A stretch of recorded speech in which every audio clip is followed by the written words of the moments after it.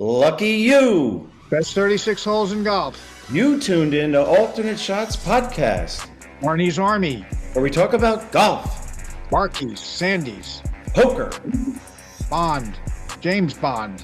horse racing, I'm all in. great movies.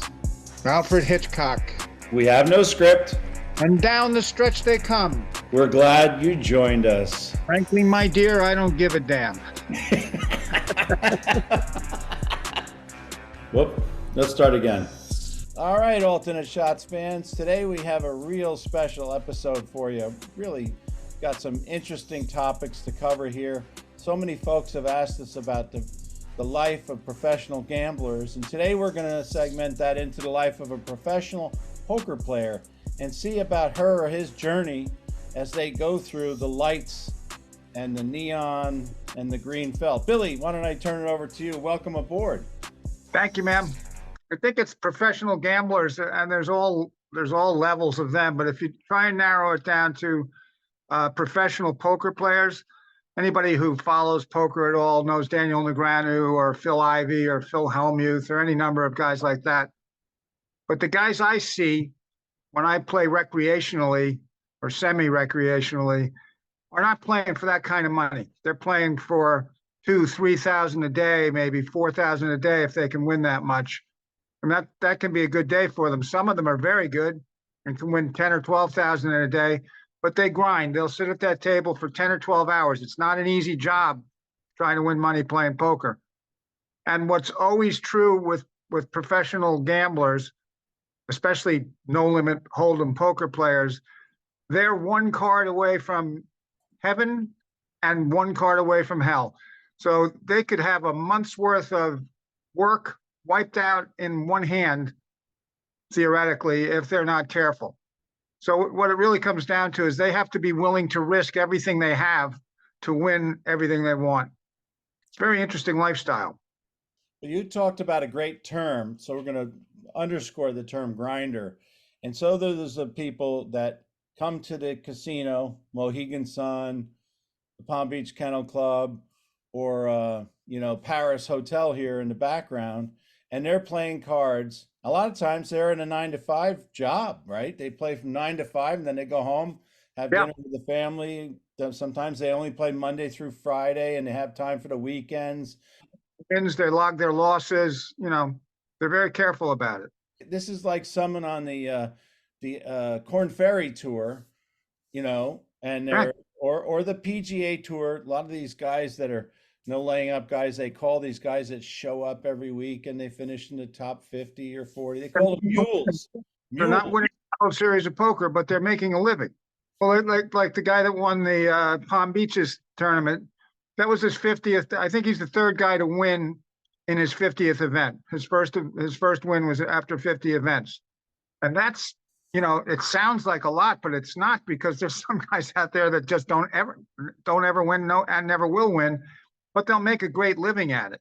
I know Jim Furyk is above the pay grade that I'm talking about, but he's a perfect example of somebody who was never Jack Nicklaus or Tiger Woods, but he was there every week. He was in the top 10 or the top 15 or the top 20, sort of like Jordan Spieth is now.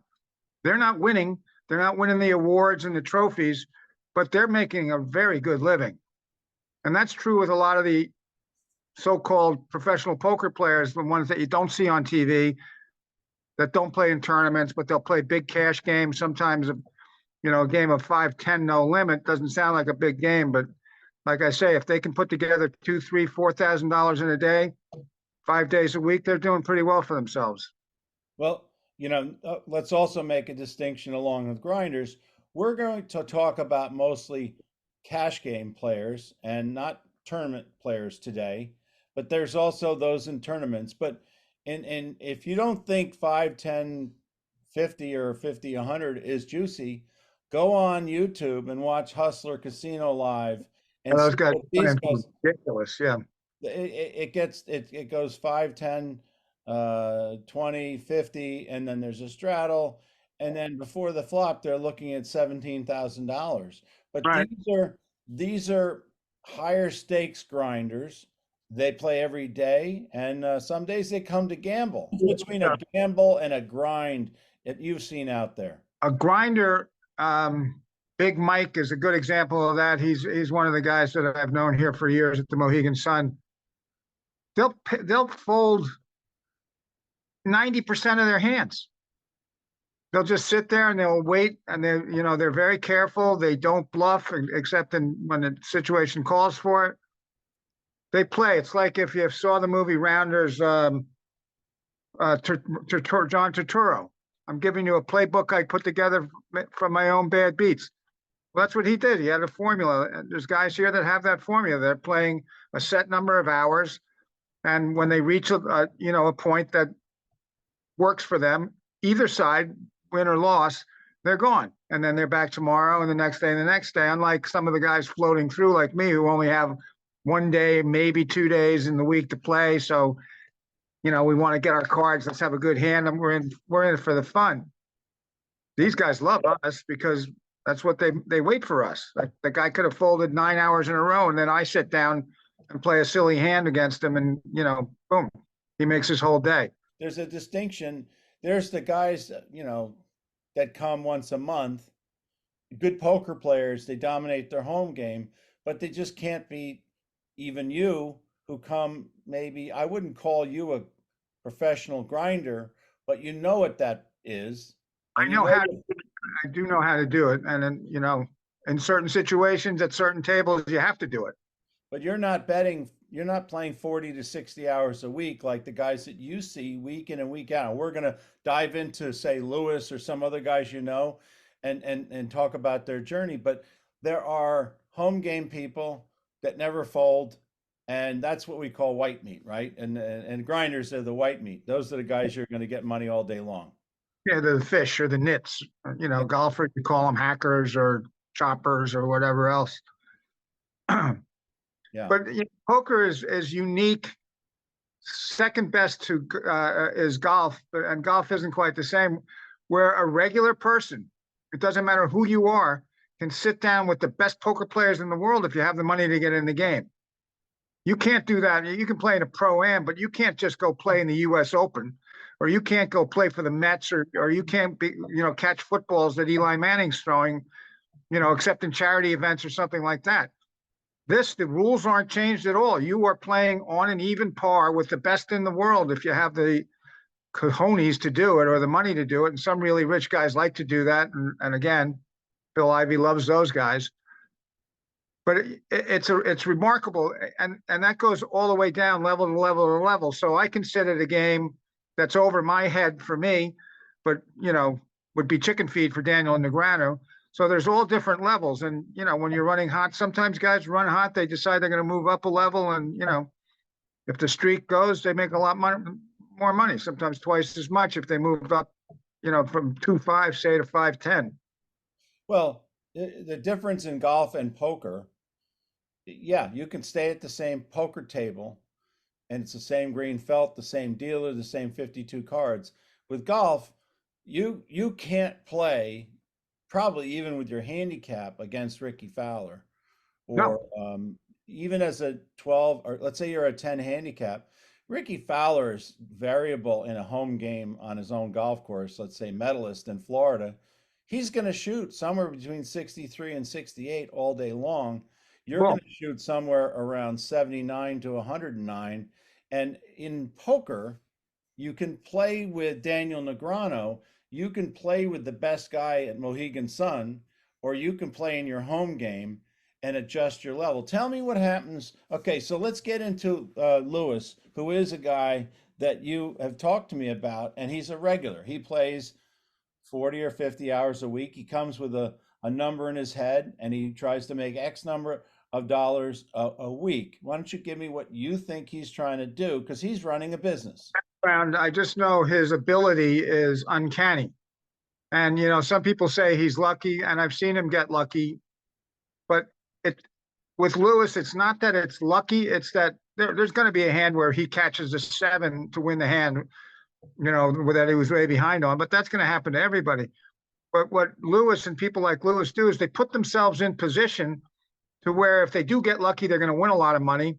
And if they don't get lucky, they still might win a lot of money, because if I'll give you an example, if Lewis calls $1,250 pre-flop with pocket sevens and runs into pocket queens, he's going to lose that hand 95% of the time. That's right. 5% of the time he's going to hit the seven. But the reason he'll go in is because he's got the 5% chance of hitting that seven to win the hand that time. Or he knows I've got 500 more hands to play today. If I lose this one, I'll get it back on another one. The third And thing he's also doing is he's showing the rest of the table that you can't take him down for when he has a pair of sevens. The side effects of what he does are, cascade. And that's true. He scares people. They think he got lucky, Same guy with the queens is likely to do that with ace queen, ace jack, or ace king, suited or unsuited, and put you in for $2,000. What do they go through? What the odds are? If I have ace queen unsuited, and Lewis has got sevens, and I put all I got in, and Lewis calls, he's at least ahead a few percentage points. He's putting you on a hand like exactly what you have if he's calling there, and he knows he's got a coin flip. What he doesn't want to see is a pair higher than his pocket sevens.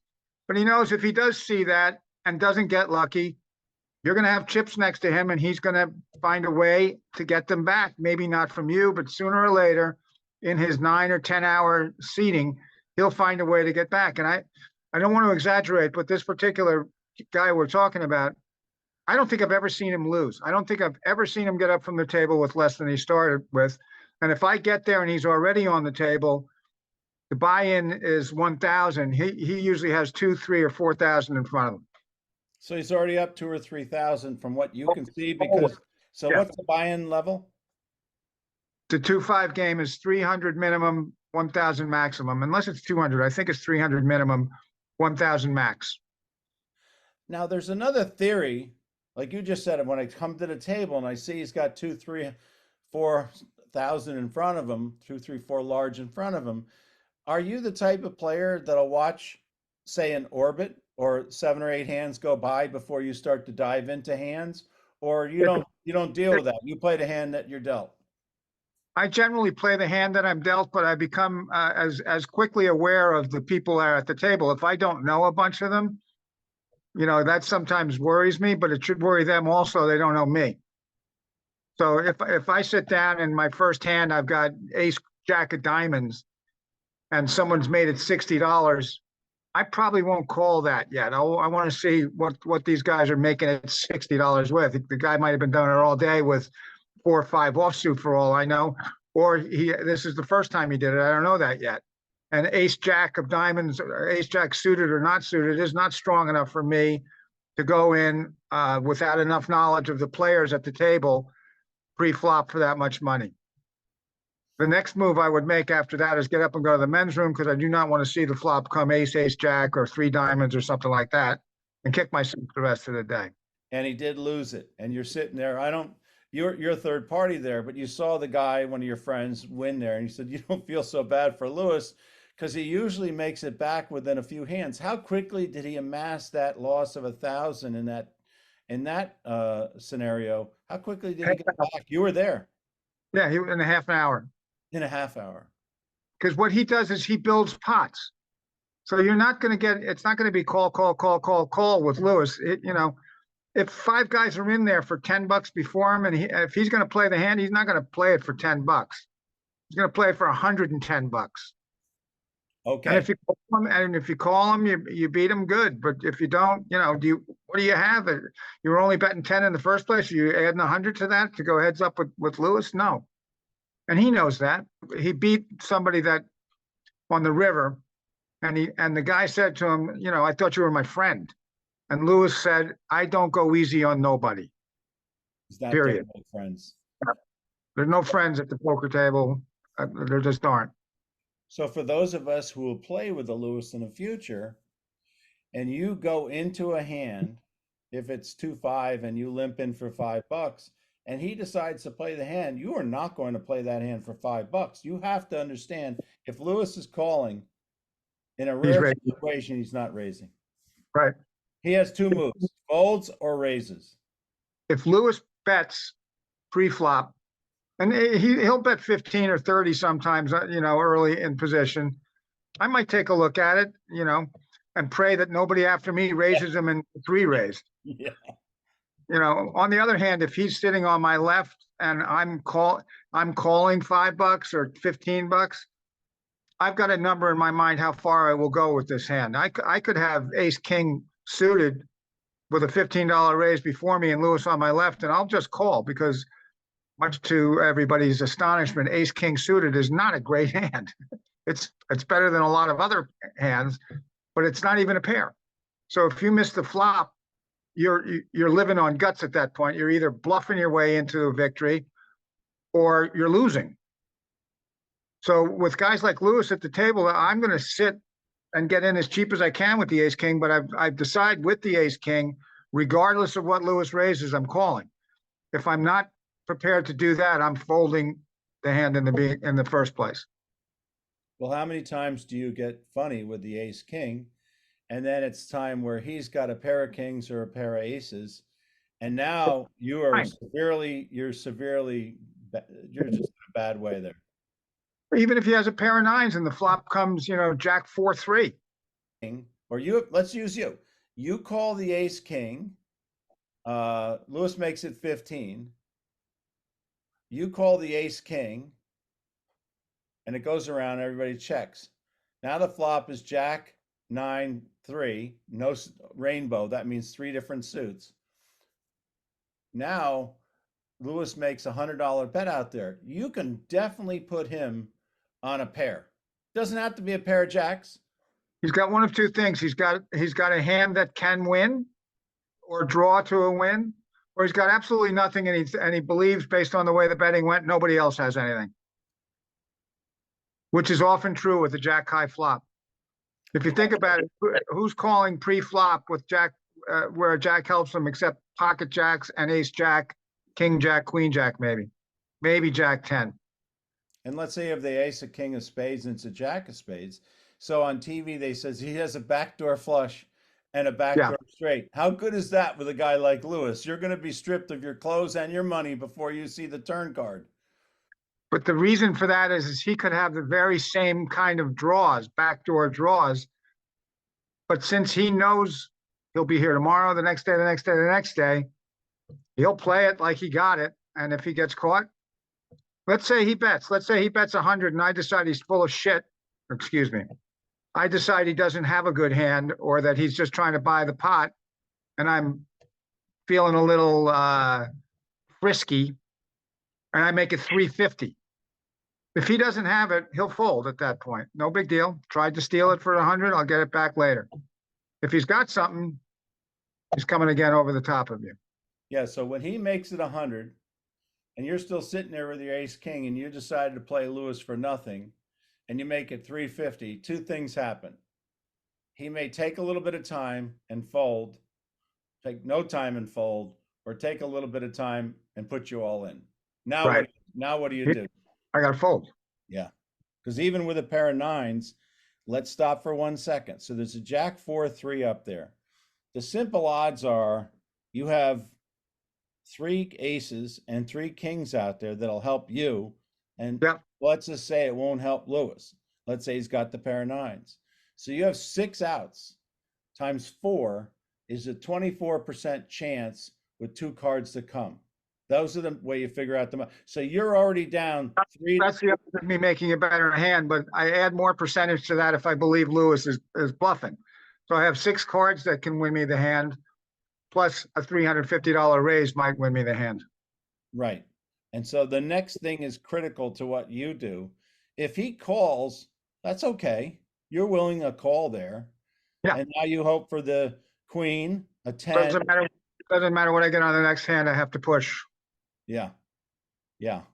And if he was trapping me, he wins. If he thought I was, floating and trying to get away with something, I got to commit to that. That's why I hate that hand in the first place. Which leads me to I was playing a couple of weeks ago at a nice big table. Lewis was not at it, but I straddled, which means I made a $10 pre-flop, and it comes all the way around. I'm the last act. And 4 guys in front of me bet 40 bucks, call 40 bucks. I look down at pocket kings. What do you do in a situation like that at a table where these guys all know how to play well enough, and I know they know well enough to know that none of them are overjoyed with their hand, except possibly the first guy who made the $40 raise, or they would have raised. So they have a hand that they're willing to risk 40 bucks on, but are they willing to risk more? Okay, And so do what is the math? At this point, you got four people in for 40, you got 160 plus in the pot. yeah, 175 with the blinds my straddle. But what do I want to do with my kings? Do I hope I hit a king, hope the flop is low stuff, and I still don't know what these guys might have. So I make it 400 right there. And they all end up folding, which means the original raiser, well, they figure I'm a pretty tight player. You know, there were actually comments like, "Why would you bet so much? Why would you bet so much?" I was like, They only "Because say that because they want to get something out of you. You told them pound sand. I'm not telling you nothing. yeah, come on in if you want." And that's another thing. In your life, let's say you live another 100 years, how many times are you ever going to show your hand to these knuckleheads? Never, Why? never, because they don't have me quite figured out yet. When I'm running well, I can get away with stuff. So I'm what they call, probably more often than not, a calling station, but for a different reason than a calling station exists. And you know, that's why I'm not a professional player. It's why I'm not a grinder all the time. But I know these guys that I'm playing with well enough to know that one of them is going to raise. I don't need to raise, and if I do raise, I don't want to get re-raised off my hand. So I turn into a sort of a more passive player until it's time to not be passive. And I've established that kind of persona at the table with these guys. So, you know, long around the 60th hand, if there's enough money in the pot, like there was when I had the kings, I might have done the same thing with ace three. But they'll And they put still you, would have folded. right, but they'll put you likewise on the kings. And Aces. They all like, if that wasn't aces, I'll eat my hat. I was like, raising only with aces. Please think that. the reason when you have kings, it's just a lot of money in there, $175. At this point, most of that is your money. You haven't put any money in yet. So you haven't put 40 in, you put a blind in, or maybe. So now it's a chance to make a gross amount of $170. And the other thing is, you don't want to play four guys with kings. You're never Oh, going to win against four guys with kings. You want to get one guy, and maybe he's got queens, and you're in good shape if you got the guy with queens or jacks or tens or nines. but you know what they call kings? Ace magnets. That's right.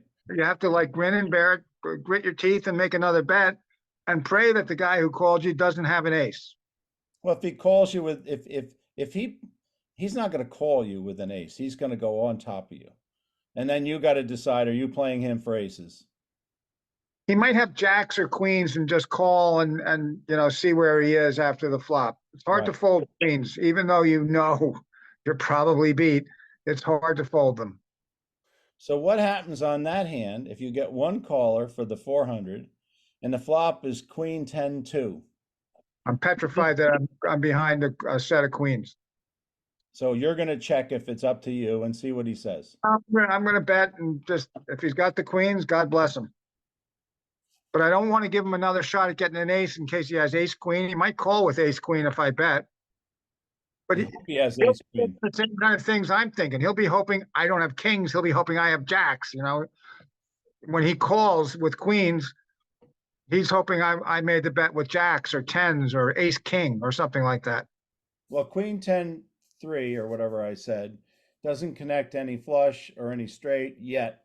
But if he Probably an had open. ace jack of diamonds starting and wanted to see what happens, now he's got a gutter ball, which gives Yeah. him a king, but he's only got two kings to help us straight. He's only got three aces, so he's in deep trouble against you. Yet, let's say he has the ace queen, right? Yeah. Hit the queen. He's feeling good, especially since if you bet a little, like $100, That's not as strong as your $400 pre-flop bet. So he's If he likely calls to go 400 pre-flop with ace queen and it's a queen high flop, he's calling whatever I bet or the more, next, or more. yeah, or more. That's He why I might, wanted to know why you wouldn't check. because if he's holding an ace king, for instance, or ace jack, he might check back at me with a gutter ball and hit an ace. So that is leaving a And street of I mean, value. You you do gotta not put, want to leave the street of value empty. So the no, bet after the flop is the next betting street. You want to get your money in each street. if you think about it, he's called 400 pre-flop and it's a queen high flop. What can he have in his hand, that he can call another bet with, regardless of the size of the bet? He's committed himself early to probably calling if he hits any part of the flop. And if he hits that queen, how's he going to reason with himself folding after calling 400 with ace queen? Yeah. He's not going to be able to get him out. So if it's a queen high flop like that, and I've got kings, I'm probably going to push it, depending on how much money I have, of course. But there's $900 in the pot, or almost $1,000 in the pot at that point. I'm going pot size at least. I'm going to try and push him all in, and hope he has ace queen, and hope the ace Got doesn't come. 500. He's got 500 left, and you got 500 left. You're going to both get in there because there's 400 plus 150. There's 900 in the pot already. But what I'm saying is, if he has ace queen pre-flop, he's not folding if it's a queen high flop. No, Or you want him to call the bet since he thinks he's got the high pair with the high kicker. If he's calling and he hits the hand that he was hoping for, he can't fold. It's too late. He had to fold the club. Yeah. What about some other scenarios that you've seen and things you see at the table on your visits to, and sitting down with these professional gamblers?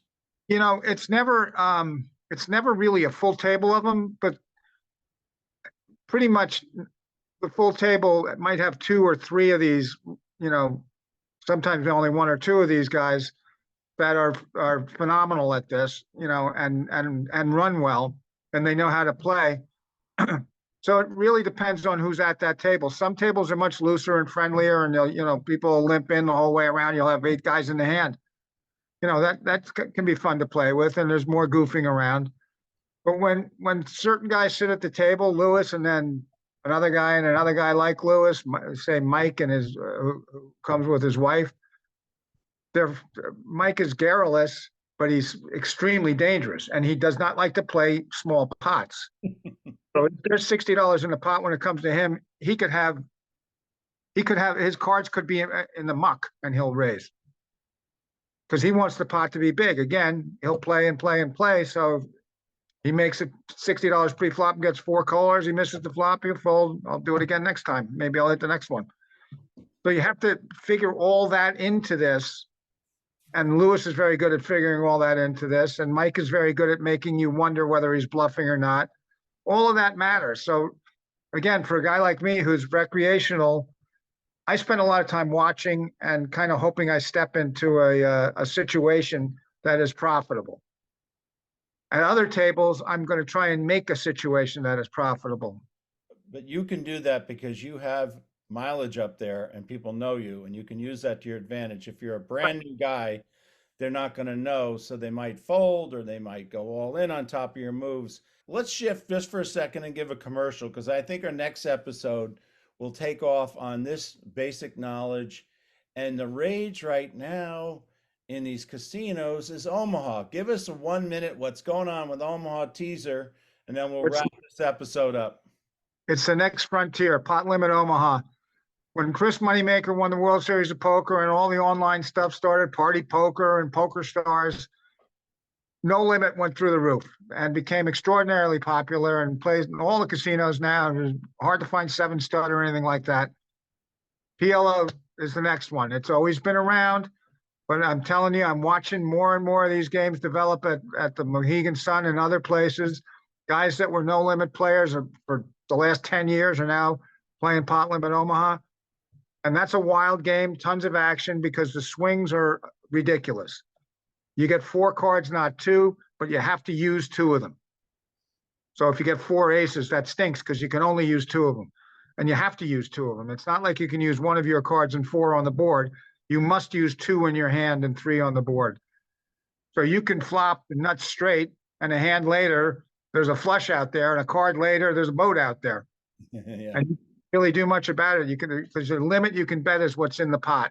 Billy, this has been really good. Last 2 seconds here. What do you advise the recreational poker player? Patience, patience, patience, patience. Your time will come, but it's not going to come all the time. And you might think that there's a lot of luck involved in poker, which there is, but it's situational luck. It's not card luck. The luck involved is when you have the best hand and somebody else has the second best hand. That's lucky because you're going to win a lot of money. That's lucky for you, unlucky for him, but it's not lucky that he had a good hand and that you had a good hand. We'll wrap it up with patience. One of the 4 P's. We'll cover the other 3 P's next time. Good luck on the felt. Thanks, man. Why are you laughing? Well, at least we have the laugh to add at the end. That's what happened. Somebody changed my grip, and the next thing you know, I can't do the podcast anymore. I felt like I was in the first row of the first pew at church right during the sermon.